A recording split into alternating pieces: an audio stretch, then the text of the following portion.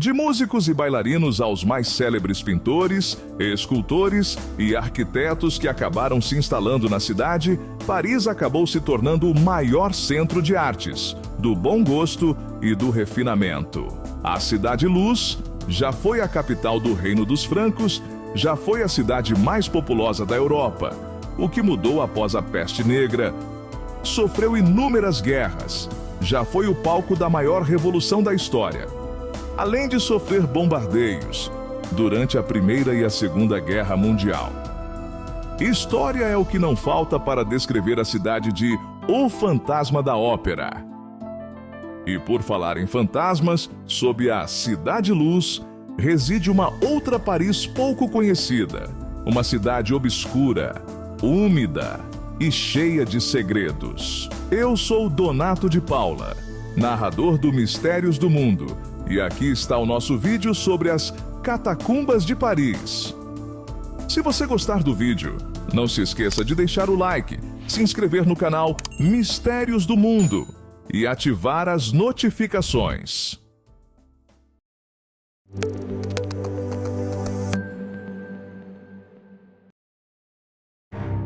Por baixo das ruas em que transitam turistas do mundo todo, há uma espécie de cidade fantasma subterrânea, feita de ossos de mais de 6 milhões de pessoas, que viveram suas vidas metros acima e morreram há centenas de anos. As catacumbas constituem um ossuário subterrâneo, organizado por setores, em um complexo e interminável sistema de túneis e cavernas.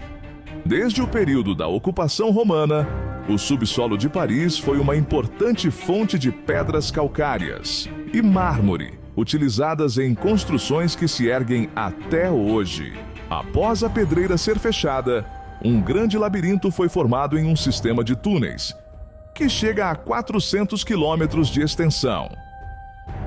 A organização do ossuário teve início em 1785 e ocupa apenas uma parte dos túneis.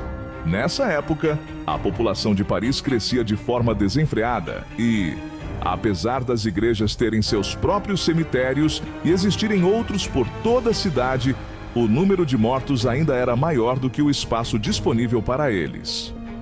Covas precisavam ser compartilhadas, e as tumbas que eram para ser únicas estavam repletas de cadáveres, sem ter onde mais cavar e com corpos em decomposição, tornando o cenário cada vez mais mórbido. Empilhados em pleno ar livre, Paris começou a ficar assustadora.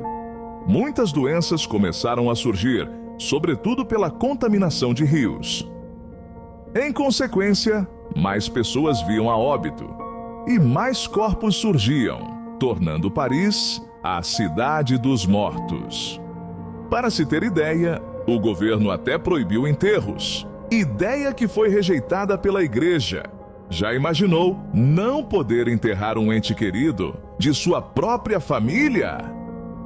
Bem, o que aconteceu foi que a solução estava bem abaixo dos pés dos parisienses. No subsolo havia espaço mais do que o suficiente. Um planejamento minucioso foi efetuado, e em 1786, uma pilha de corpos começou a ser formada. Milhares de pessoas trabalhavam arduamente para transferir os restos mortais para o túnel. Mesmo sem pausas de trabalho, o projeto só foi terminar 2 anos mais tarde.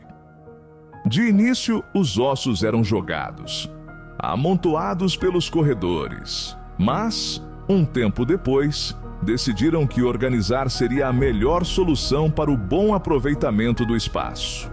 E o resultado não poderia ser mais impressionante. A organização foi tão minuciosa que um verdadeiro monumento foi formado a partir de ossos humanos. O extenso labirinto de pedras se tornou um grande labirinto de ossos, e hoje, as catacumbas de Paris se tornaram um ponto turístico, um lembrete de um passado mórbido e sombrio. Um fato curioso é que a visitação é aberta em uma extensão de aproximadamente 500 metros, o que equivale a 0,5% da extensão real das catacumbas.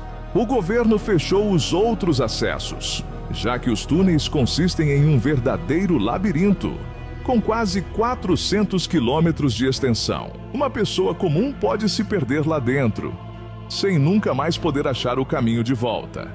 O detalhe é que isso já aconteceu.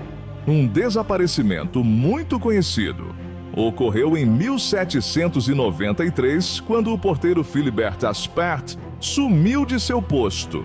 Apenas 11 anos mais tarde, seu corpo foi descoberto nas catacumbas, já sem vida. Os mistérios do labirinto de ossos mais famoso do mundo povoam o imaginário humano. E hoje em dia é possível visitar as catacumbas através de passeios guiados, em áreas permitidas e, claramente, seguras. Você teria coragem de fazer um passeio por lá? Conte pra gente nos comentários. Até a próxima!